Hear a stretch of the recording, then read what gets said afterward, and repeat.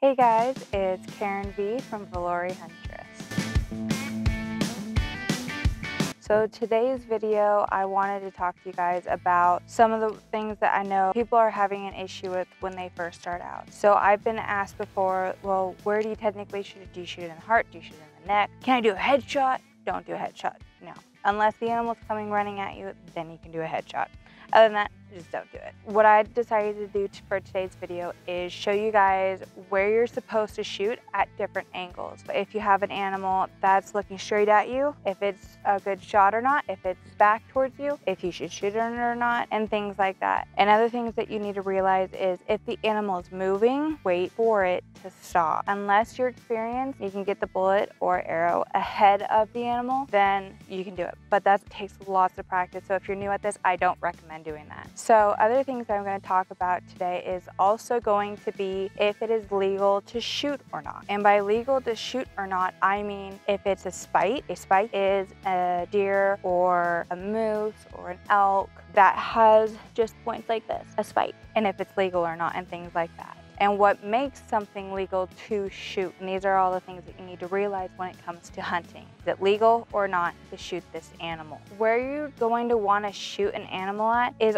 always going to be right behind the shoulder blade. And I'll show you a picture right now. So this first one, when I look at it, it is the absolute perfect one to shoot because you see the whole entire body straight in front of you and you have a clear shot at behind the shoulder to get to the heart. This is a great shot. I would definitely take this shot. Now this next one, I would not shoot under any circumstances because first of all, you have such a bad shot. You're gonna hit all the other organs on your way through if you hit it straight on. The guts will get shot through with the bullet and it'll become a mess and it will smell and it'll not be fun whatsoever. So that's the first reason why I wouldn't shoot it. Second reason why I wouldn't shoot this buck is because there is another buck behind him. Because you don't want to have another animal behind the one that you're going to shoot because the bullet will go through. It will exit on both sides. This next one is an elk. I would definitely take this shot.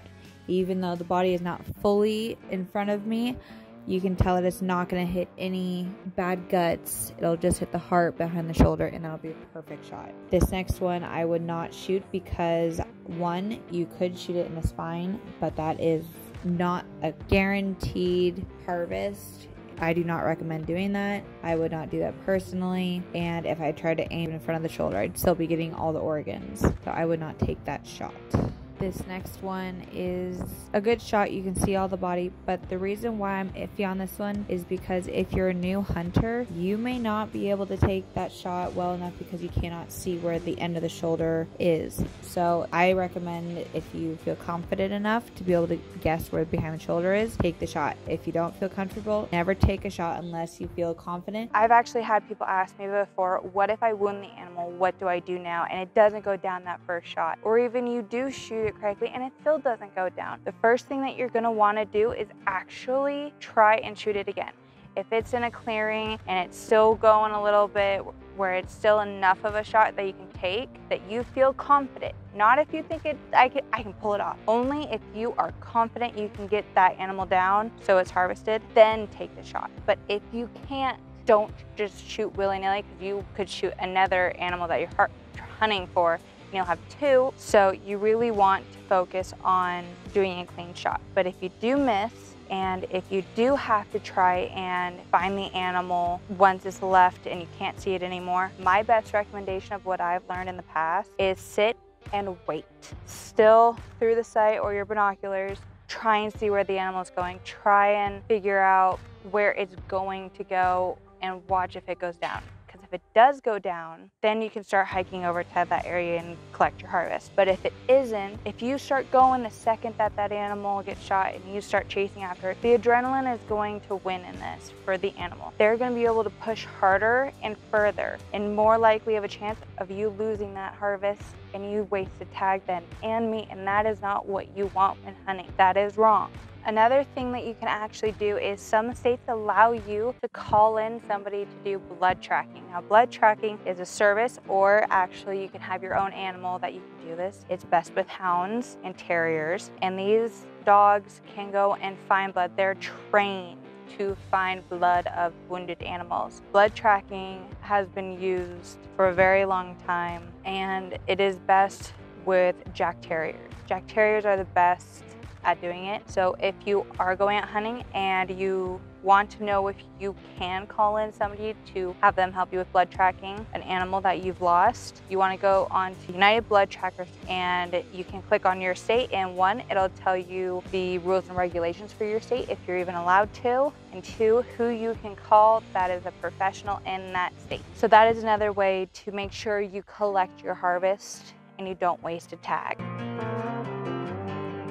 All right, so this next section is it legal? This is considered a spike. It is a spike on both sides. This is technically illegal. In some states, you are allowed to do spike hunts, which means you can shoot one of these if it is a spike hunt. Now, this next one you'd think would be a spike because he's so young, but he's actually considered a bull since he has a fork on both sides. And if he only had one side being a spike and the other side being a fork, he'd still be considered a spike because there is still a spike on his head. This next one I would shoot because it is a forky. Forky is a term that I know the West Coast uses to call a buck that has two on both sides, because it forks out, so forky. Now, turkeys, how the fan of the turkey is beautifully rounded, that means it is a tom, which means it's a mature turkey. And like this one here of me way back when,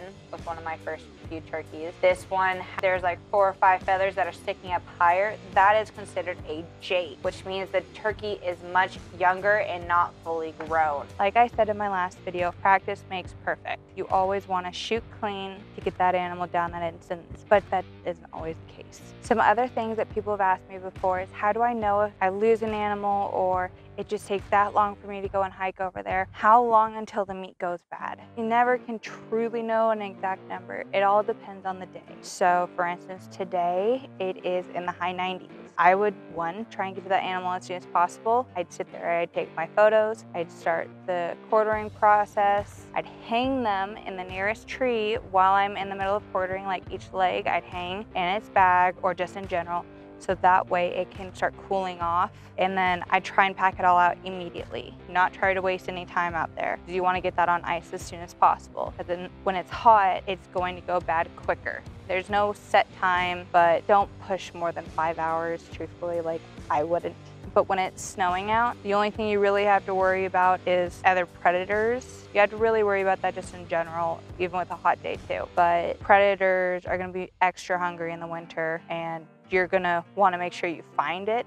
It's one of those cases where you lose it, but that way you can harvest it sooner. Some states, you may also wanna consider getting a second tag. So for instance, in the state of California, if I were to go hunt up in the Trinity area, I would actually get my deer tag and a bear tag. The reason why is once you do harvest that deer, you're gonna get a bear on your butt, and it's not going to be fun. And you're gonna wanna have that tag so you can shoot that bear so it doesn't attack you. So you things you want to realize, same with wolves in certain states and bears and all that good stuff. If you like this video, please give a thumbs up and please subscribe to my channel. I love making these videos. I've had so much fun starting with these videos, and I really hope this is helping you. Please leave comments if you want me to talk about certain things. If you have any questions, I really want to help more. I'm really enjoying this, and I hope you guys are too. Thanks, and have a great day. So I would say, oh, that's why it was that bruised. Yeah, can't think of anything else. What am I missing? Let me go back.